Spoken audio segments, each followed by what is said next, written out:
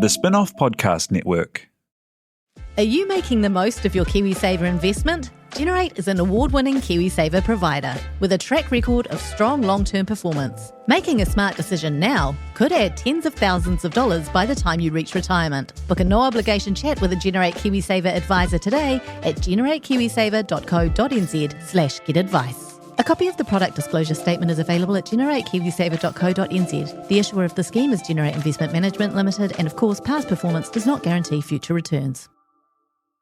Estou passando nesse podcast para dividir uma informação que fez toda a diferença na minha vida. Quer fazer pós-graduação, mas tá impossível correr de um lugar para o outro? Pois é, ainda mais com o trânsito. Então você precisa conhecer a educação à distância do Senac. Sabia que é nota máxima no MEC? E tem diversos cursos de pós-graduação para te levar ainda mais longe. 100% online, sem necessidade de TCC e com acesso direto a todos os professores. Ah, saber isso fez diferença sim. Inscreva-se já na pós-graduação EAD. Quer saber? Senac EAD. Did you not get any of that? That goal! Respecting your privacy. Oh my God, lost forever.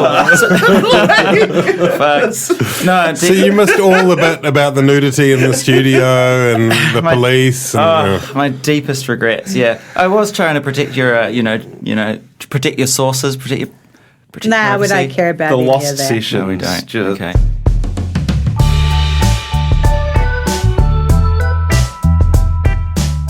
Tēnā koutou katoa. This is Gone by Lunchtime. My name is Toby Manhire. Good morning on Tuesday, the March the 30th to Annabelle Lee Mather. Kia ora. Tēnā koe, tēnā kōrua, tēnā tātou. Tēnā tātou e te ao whānui, te ao huri. Kia ora rā. Covered everybody there. Yeah. And Morena Ben Thomas. Morena, end of the tax year coming up. A special occasion. Yes. If I've seen you in the last year, and don't be surprised if you get an email from me asking for a receipt from like lunch we had, or a surprise invoice for $450 of my time. Oh, I'd love that. love a late invoice. Thanks to Flick for keeping this podcast lights on. Thanks especially to members for being fantastic and allowing us to do what we do. Thanks to Jonathan, who is making all of the technology and audio work for us. I kind of thought maybe we should just talk about the stuck ship. I'm down for that. I've maybe actually we should been just up the do Suez 2 Canal. solid hours on the ship in the Suez, the stuck. Do you think? Yeah, That's much more interesting than talking about I'm here for housing that. and I've- erections. No, it'll like the ship itself inexorably drifting into the side of the canal. Our podcast too will be blocked up by analogies of it to the National Party or to New Zealand housing policy. Okay, or, so will you do some extended metaphors, extended stuck ship metaphors in your searing analysis? You'll just be digging away at the sides like a tiny bulldozer, trying to get back to nautical ideas. Have you been a bit obsessed with the ship, Annabelle? Or I haven't had time to be as obsessed as I would like to be with the ship. But I'm interested in it because my dad was a merchant seaman when I was a kid. He was a radio officer, so he actually right? went up the Suez Canal in the 80s. Yeah. How many times did he get stuck? I don't think he ever did, to be fair. Kiwis batting above our weight on the world stage. Yeah. I know it's sort of been done to death, and there are sort of memes everywhere, but I feel one of the reasons I'm obsessed with it, not that I've been deep in the detail, but I keep on thinking about it. Like I had a dream that Phoenix Foundation did a song about it, and I feel like there'll be lots of songs about it. But it's because I think there's it's like both this sort of macroeconomic globalization blah blah blah thing about how one blockage can send the whole world's supply chains and this advanced capitalist society into meltdown. But also, it's like you feel like, oh shit, I could have done that. Just just backed your car into a bank by accident. But why do you want to bring up another band though in front of Jonathan? Oh, So rude. sorry, Jonathan. I didn't. Jonathan, will you write a song about about the boat? There's plenty of current affairs to go around. I reckon we'll find something. But Ever Given is a very good name for a song. Extremely poetic, yeah. Okay. Beautiful. Well, I'll write the lyrics and then I'll auction them off between New Zealand's and see if I can raise $3. The housing package, which had been much trailed, and the talking points are very clear because Jacinda Ardern said several thousand times, this is not a silver bullet, but it was designed to tilt the balance, and they were pulling every lever they have. And when it was announced, I think it was it last Wednesday? Last Tuesday, Wednesday. Last Tuesday, Wednesday. Tuesday.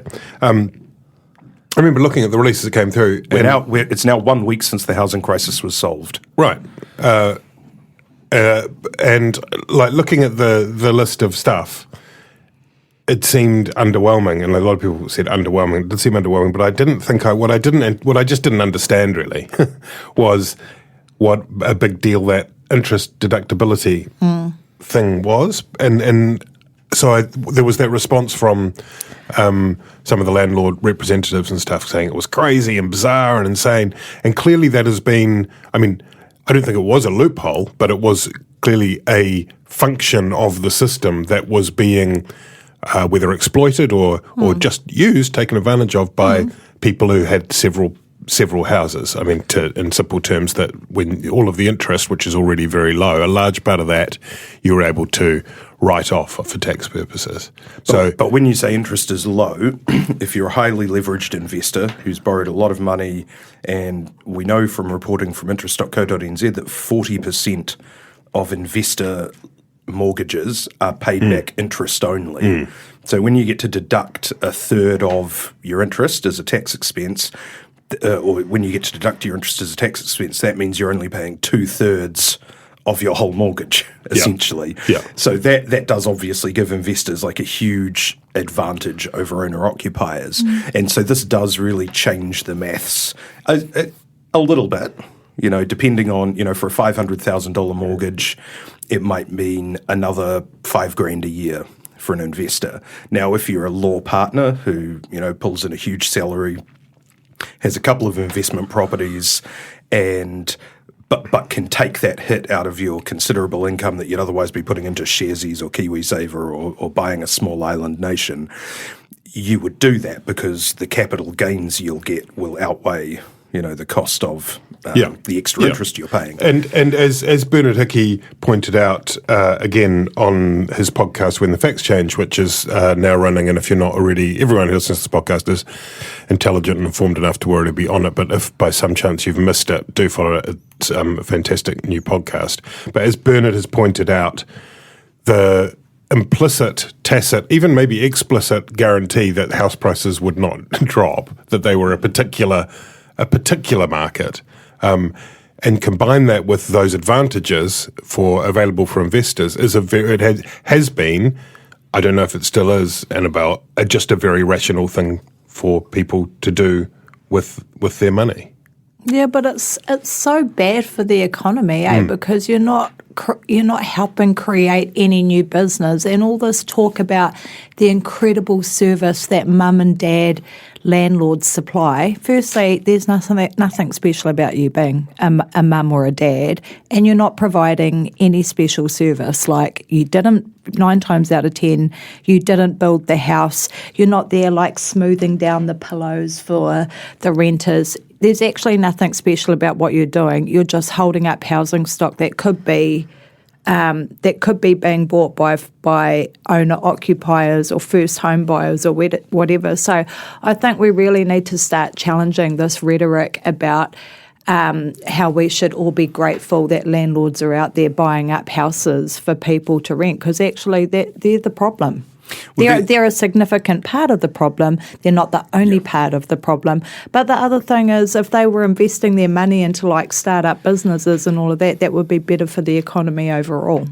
And I guess that's the thing, is that up to this point, the rational, when they look at the options, the pure economic rational decision has been to put it in houses. And what they're trying to do is provide some kind of shock to the system to make people reconsider that. And on a very surface level, the fact that Andrew King and co are freaking out suggest that might work? Yeah, so we've heard from some landlords, there was one old codger in the Herald who said that he owned 12 properties and he'd be selling one to clear the mortgages on all the others And to then avoid paying the ramping up the interest. rent. Yeah, there were some that were threatening to identify the coldest day of the year and then look at their properties. It's just, that's a real thing. The sense of entitlement and arrogance of some of those guys that speak out in the media is just breathtaking. Duncan Garner had a heart-wrenching tale of a friend of his who was so upset by this that he was going to up the rent by $135 a week on his 40 properties. Like the world's tiniest violin. And the thing is, if you are highly leveraged on 40 properties, you will have a big bill that you can't get any other way except raising rent. No, you won't, because it wouldn't kick in for 4 years. Oh, so, sure. When it takes effect. So, the earlier indications are that it will have, it looks like it will have some effect in terms of freeing up some of that housing stock for owner-occupiers. So it's important to distinguish two problems the government was trying to address. First is lack of homes, which is the big problem in New Zealand. Not enough houses for the number of people who need to live. What they call the supply side. The supply side. Then you've got the demand side, which is we're also a supply problem for first home buyers, which is that they're getting edged out of the market by investors who have these tax breaks, who have high equity in all of their properties because of the crazy market. So the interest deductibility only really addresses that second issue. It doesn't do anything to get any new homes built. No. Except that it doesn't apply to new builds, because there was obviously an awareness that if you applied it also to new builds, then the people who were actually really developers would equally be hit. Well, and you want to encourage people to do and there's mixed views on that. Actually, the most part of the most shambolic part of the announcement was that in the documentation the government released, they said that there may be an exemption on new builds. Right. But that they weren't sure, that wasn't in stone. At the same time, they said, we're passing this law in October. It will be retrospective back to this week in March. But we haven't decided yet whether new builds will have an exemption, which is why we saw this news story on Friday about developers pushing pause on various developments, rent-to-build developments. Since then, the government has come out, David Parker and Grant Robertson have said new builds will be exempt, but incredibly untidy and a lot of uncertainty there when you're talking about big retrospective changes. The other thing too is why didn't we make these changes 3 years ago? 6 years ago. Kiwi Nine Build years. Kiwi Build was going to fix everything 3 years ago. When Labor got in, they should have started instituting some of these changes then. And it's a start, but like you say, it doesn't address the issue of the lack of supply and also the huge focus on first home buyers versus emergency housing and housing for low income families. I think if you really focus on emergency housing and social housing, that also takes the heat out of the property market because it increases supply, and you don't have some of those most vulnerable families in the country, in market rentals. So they've better be pulling some rabbits out of the hat. It would take a long May. time for this stuff to filter through. I mean, having said that, the government would point out that they do have a pretty seriously big public house building program underway, and you can see some of that in the bits of Auckland that we live in. There are kaingahora but then there's going other issues too, like rural communities, like in the far north, places like Utakura, where they're literally living in third world conditions, lack of water, dilapidated housing, and yet paying the same rates as places like Kirikiri, where there's been a massive lack of investment in those types of communities. Labor has did put in $1 million to help fix up some houses there, but $1 million doesn't go very far, especially when you've got bureaucrats all across driveway in Auckland. That's right. So there was also the Bright Line test, which has been increased from 5 to 10 years. Which is basically the way that was probably the most expected change. That was quite heavily trailed. Treasury had advised it to be increased to 20 years, which is, the Bright Line test, which is of course a way of just determining whether or not you pay tax on your capital gain to try and stop the flipping of properties. But clearly part of the thinking behind that was a political calculation that if they had increased to 20 years, then it would be pretty much a capital gains tax by stealth, and there had been an undertaking not to do that. Although Ben Grant Robertson was on the hook and he used the language that he was too definitive. When he had an interview, at least one interview, ruled out any changes to the Bright Line test ahead of the election. Yeah, he was too definitive in that he said what he intended at the time, as opposed to. And look, that's fine. I think you could make the case that a 25% increase in house prices since he said that, since October, that's enough of a shifting environment that you can improv a little. Exactly. I thought some of the media coverage around this was frankly ridiculous. Like, we get months and months and years of the government won't do anything to address the red hot housing market. And then as soon as they do, it's like, Jacinda lied, Grant lied. It's like, bro, we're in the middle of a global pandemic that's had all sorts of freaky impacts on our economy. Would you rather they just continue to ignore that so that they weren't seen to be lying or backtracking? I don't know. Well, it's an interesting decision you take, isn't it? Like the fact that the measures that were introduced when everything went belly up with the pandemic was in the face of warnings from Treasury and others that the housing market would fall by 10% to 15% or whatever it was. Turned out it went the other way dramatically. So you can make a reasonable argument that the world is different from the world. Absolutely. The election campaign promises were made. But that's a kind of interesting political question now about whether or not the broken promise is so sacrosanct that you can never go there. Look, governments break promises. Key said that he would only have revenue. He wouldn't raise taxes or he said he'd have revenue neutral tax cuts in about 2010, and he said he wouldn't raise GST as well. Yeah, and then he raised GST, lowered income rates, and it wasn't fiscally neutral. It cost an extra $1 or $2 billion a year, but everyone was pretty happy with it, so they let it slide.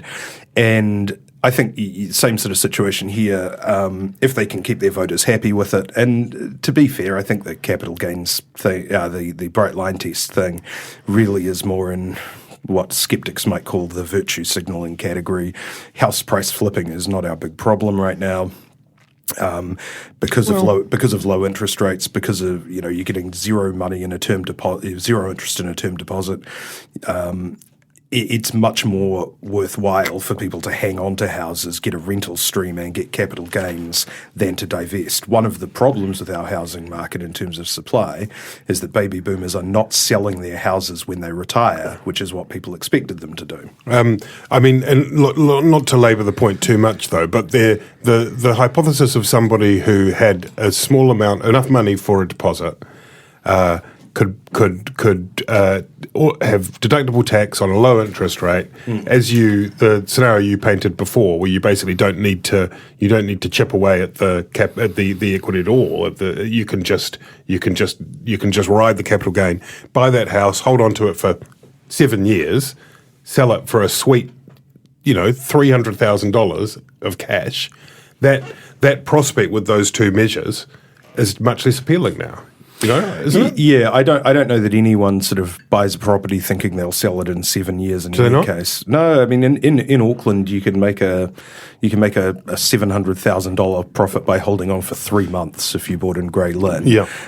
Or you hold on for the long term and you collect rents, you collect long term capital gains. And look, you still. I mean, there will be people who sell with the other thing that's easily forgotten in all of this is that you only ever pay tax on the gain. It's a capital gain, rather than a penalty. Anyway, blah blah blah. The other thing. It's all Richard. Oh no, what's his name? David Kiyosaki's fault. Rich Dad, Poor Dad. Rich Dad, Poor Dad. Everybody read Rich Dad, Poor Dad in the 90s and decided to become landlords. That's absolutely right. They did burn that book. Burn it. Burn the book. The other interesting thing, yes. I had predicted that the government wouldn't do anything bold on housing, but when the regulatory impact statement came out about those two major changes, which is the interest deductibility and the bright line test, there was no Treasury advice about interest deductibility.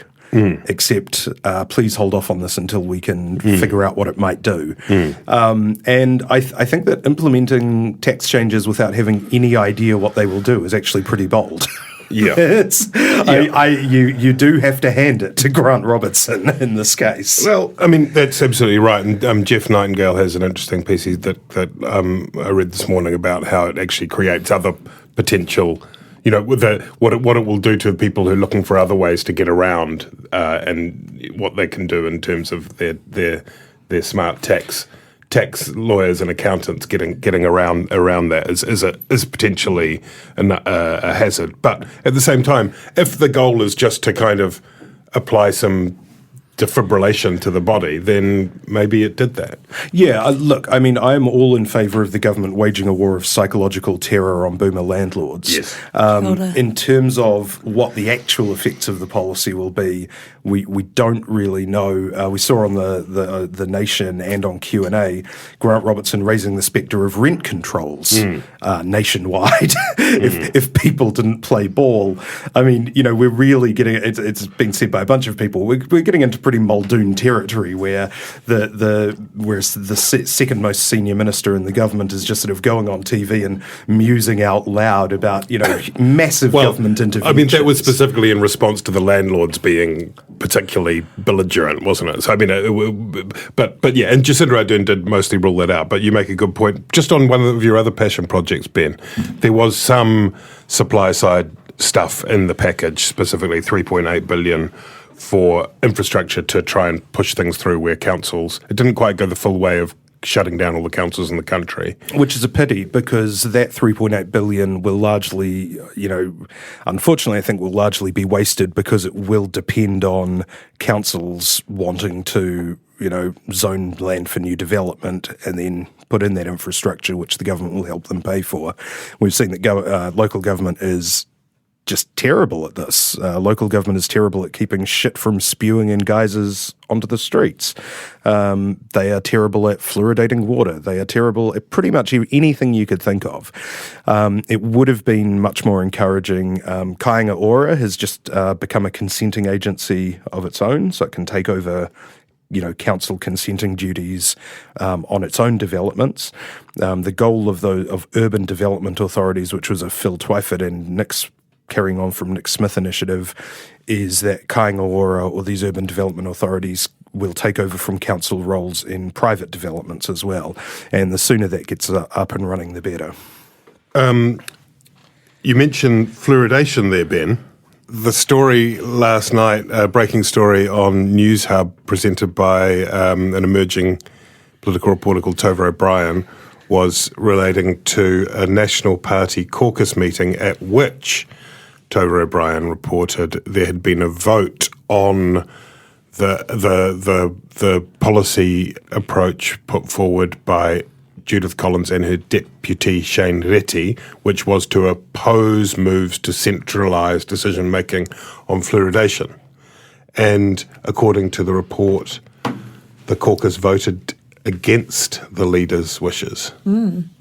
The caucus actually voted sensibly, which is incredibly exciting.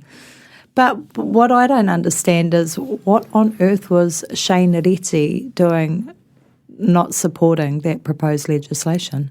It's curious as well because he's been good on He's a fluoridation. health That was one of professional. the things that he emerged. I can't remember the details of it, I'm honest. But Okay, don't worry. presumably the argument was that it was about control and centralised versus local control. Yeah, they rather thought than it would be. fluoridation They per thought se. it would be considered overreach, for the government to be putting fluoride in people's water, but perfectly acceptable apparently to have people screaming at women going into clinics for an abortion. So that's not overreach. It came after quite a reasonably good run for the opposition, Ben Thomas, making a certain amount of hay on Trans-Tasman bubble, promises of announcements, and I'm not sure about the housing and some response. flailing on the housing response from the government, I think. And then quite good, and then sort of targeting the mallard stuff. But this, we should say that Judith Collins has on Twitter rejected the version of events as described on News Hub, but this is kind of feels like going back to the stuff. I mean, irrespective of even the detail, the fact of the leaks, multiple sources is. It must be this is an old incredibly record, right? disheartening for National. They were getting a bit of momentum, even if they were not themselves getting a lot of momentum. The government was struggling on a number of issues. And remember, Judith Collins doesn't have to be the most popular politician in the country. People don't have to love National with all their hearts. They just have to, get ahead of Labour in the polls somehow. Simon Bridges was not universally beloved when National was leading Labour at the beginning of 2020, before the pandemic. But what they were was cohesive, and this is taking us back to any of a number of situations in the past. David Cunliffe with Labour, just the Todd Mullers coup, or the more likely the Jamie Lee Ross ructions, where somebody for their own personal gain or because they've got a grudge or whatever is leaking to the media to unsettle the leader.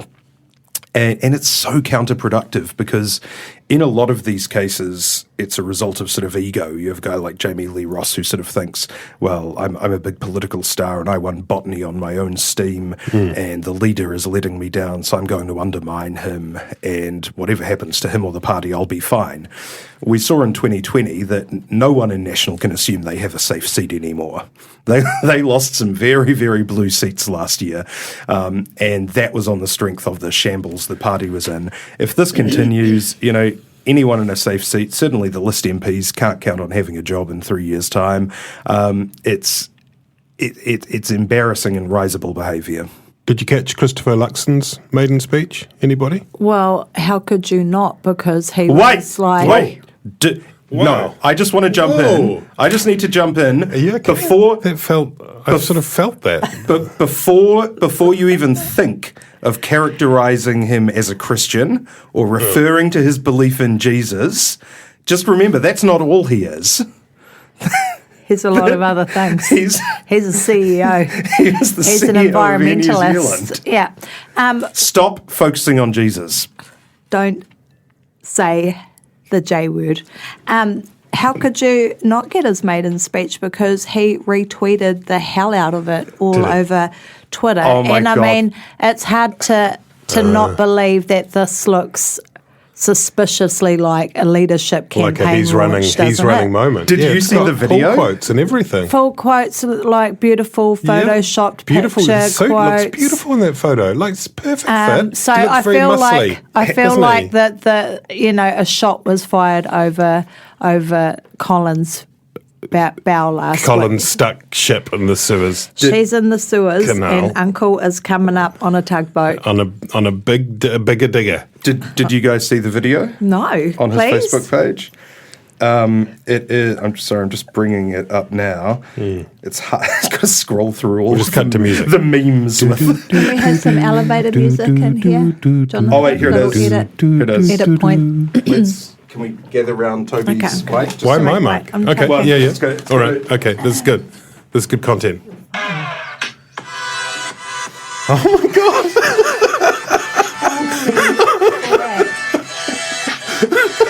This is footage of Christopher Luxon walking in slow-mo. On his way to film an early 2000s music video. Wow. Oh no, Judith, you're finished. You're finished. It's over. That is basically catnip for Middle New Zealand. That's incredible. And you tell me that's not about like that. That is God moves in mysterious ways, and that is one of them. God moves in unusual ways. Okay, come on. Let's keep moving. Oh, sorry. Yeah, she's Keep on calling rolling. a taxi. Don't get I stuck think. in the We can Suez. talk about the Trans-Tasman bubble very quickly. We had an announcement for an announcement. It's coming on the Tuesday after Easter. We'll get a date. I don't know. There's some concern that it maybe should have happened more quickly. At the same time, we've got a 3-day lockdown in Brisbane now. Clearly, you do need to get all your ducks in a row. Make sure you've got all those. You know what happens when there's an outbreak in a particular place. Ben hasn't seen his parents for over a year, Annabelle. Can I tell you that Ben's parents are probably secretly relieved about that, but anyway. Oh, wow. Ben's parents, if you're listening, Ben was saying before the podcast that he would like to see you. He was. We should have a travel bubble with Australia, we should have a travel bubble with the Pacific Islands, we should have a travel bubble with the Cooks, we should probably have a travel bubble with Taiwan. This sense of Kiwi exceptionalism that was very useful when we were pulling together as the team of 5 million or whatever to eliminate the virus last year has kind of metastasized and turned into this belief we have that everywhere outside our borders is mishandling COVID incredibly, that the world is ablaze, that The world is ablaze, Most of the rest of the people world are dying in yeah. the streets of Tasmania, that Samoa is like, everyone's wearing plague doctor masks to go outside. It's not true. There is no COVID in the Pacific Islands. We're making immigrant temporary workers stay in hotels where they're more likely to get COVID in MIQ from other overseas travellers. It's just ridiculous. Sure, outbreaks will happen. Outbreaks happen over here, and we lock down. We take care of them quickly. Our contact tracing is good. Most people who go over to Australia, or most Australians who come over here, will either have the wherewithal to sustain a 3 to 5 day lockdown, or they'll be able to stay with family or friends that they're visiting after, a year and a half away. It's just a hiding to nothing, isn't it? Like it's one of those unwinnable issues because we either have a bubble and there's community transmission wherever it is, or we take COVID to the Pacific or something and it all turns to shit, or we continue not to have bubbles and be criticised and alienated and not able to see Ben's mum and all of that stuff. My position remains the same. I'm not talking to Australia at the moment.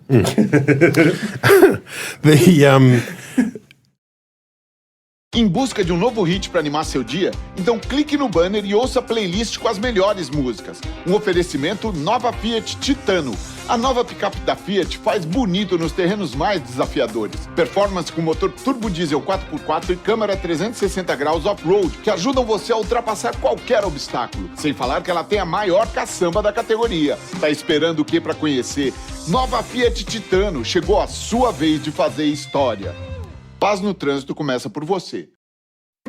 I'm Toby Manhire, and this is Juggernaut, the story of the Fourth Labour Government, a podcast in 6 parts. Doesn't give my opponents much time to run up to an election, does it? This nation is at risk. What do you think you're up to now, you perverted little liar? I could smell the uranium on it as you lean towards the Most radical overhaul in the history of New Zealand's administration. Juggernaut, the story of the Fourth Labour Government, made with the support of New Zealand On Air. Listen now on The Spin-Off or wherever you get your podcasts. Just over a week ago, Calvin Davis did a pretty sharp 180 turn on his previous position in relation to treatment at Auckland Women's Prison and women's prisons more generally, Annabelle, when he wrote this quite blistering letter to the Chief Executive of Corrections.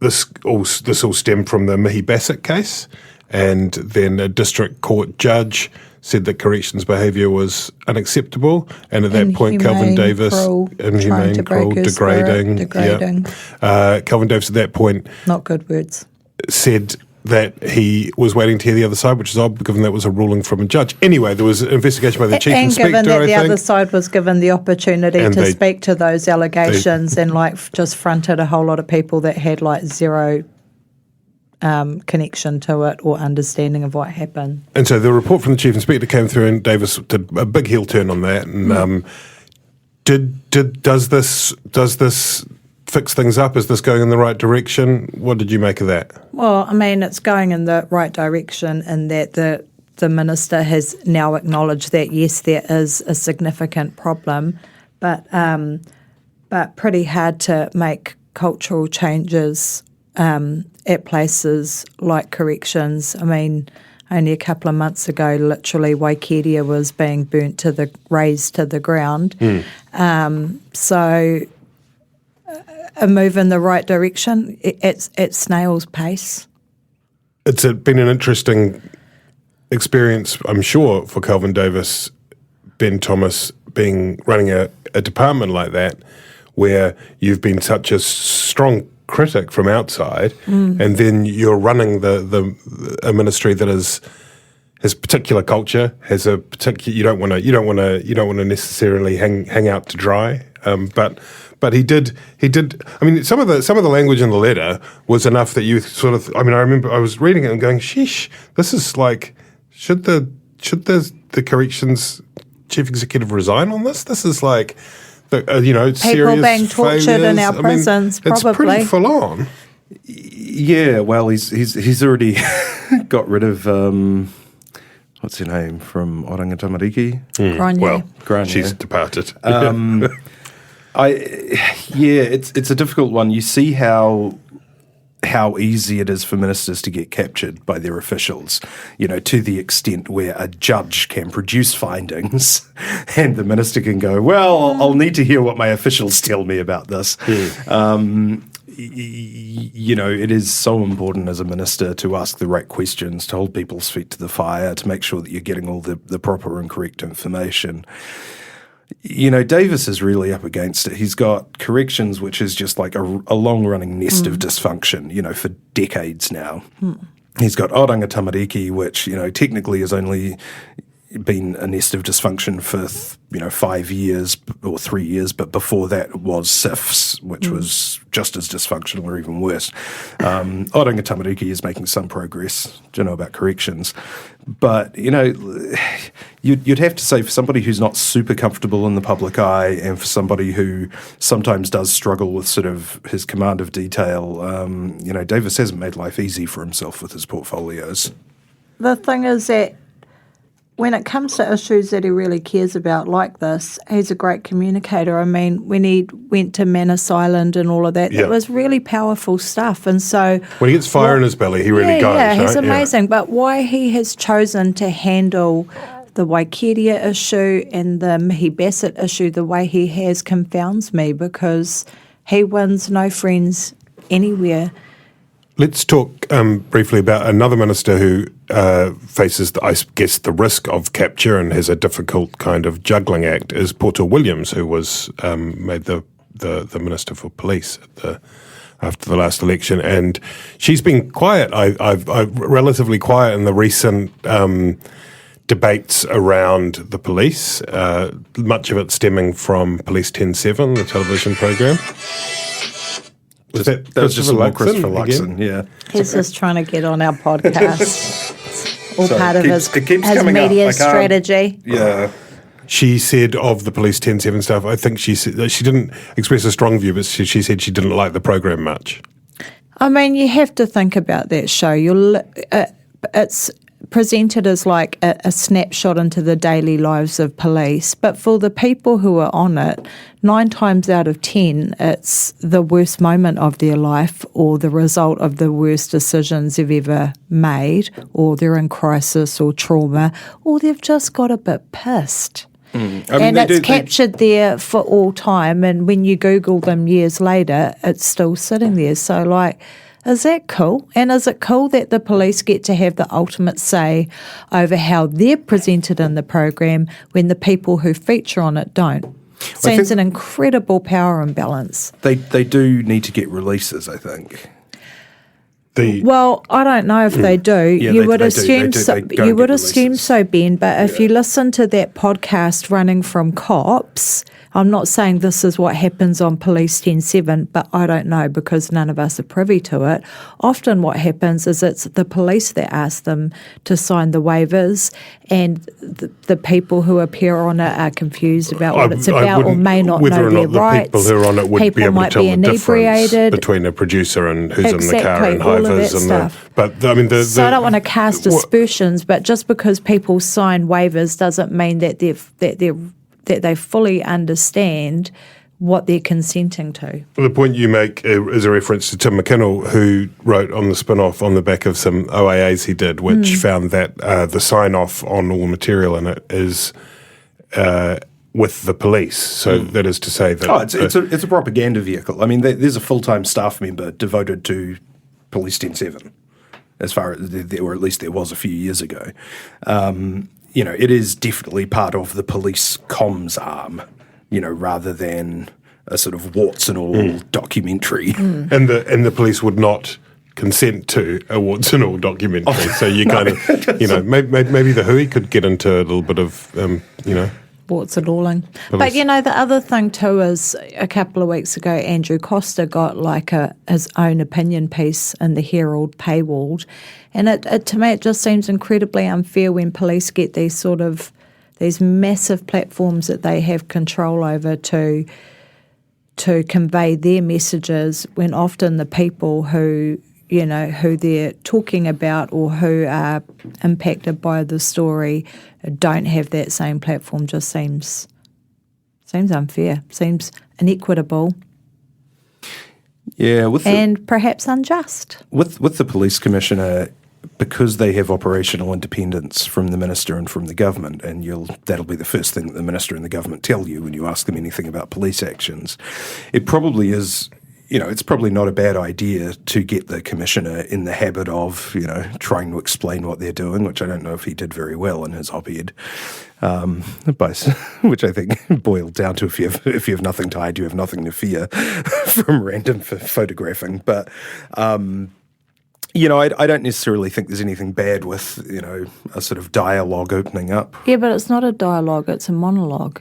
That's the point. It's not like you're getting a challenging interview with someone. You're just getting to state your piece and basically compare young teenage Māori kids getting their photographs taken with, the act of terrorism that occurred in Christchurch and the criticism that there wasn't enough police surveillance around it. So pretty long bow to draw, but anyway.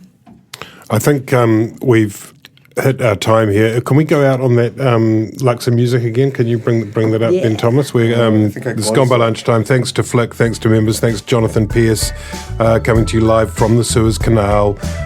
This podcast is dedicated to Christopher Luxon. Got to scroll through all of the tweets again. Yes, it was going so well. More elevator music. It was like an upbeat outro at last. Yeah. I'm sorry. Fortunately, I am an audio editing genius. Not a lot of people will know this.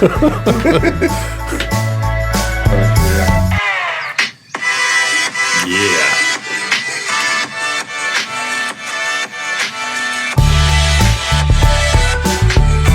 Straight out of botany.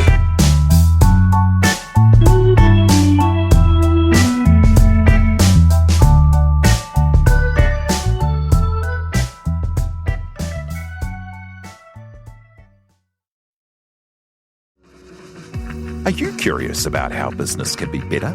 I'm Simon Pound, and I host Business is Boring, a podcast where I caught it all with some of the most interesting people in entrepreneurship, commerce, and making things happen. Tune in to Business is Boring every Tuesday, brought to you by the Spin-off Podcast Network in partnership with Spark Business Lab. This is Climate Adaptation. We are the Pōtiki of the Taiao. And the words of those keeping the home fires burning. It's more than just going along and planting some trees. You got to be able to defend that place to the end of your life. We have the solutions. We just need to come back to the belief in ourselves as rangatira. Join me, Nadine Hura, and Ruia Āpirehama for Ko Papa Ko Rangi Series 2, Ahi Ka. Brought to you by Te Komato Te Tonga, the Deep South Challenge, out now on the Spin-Off Podcast Network or wherever you get your podcasts. The Spin-Off Podcast Network.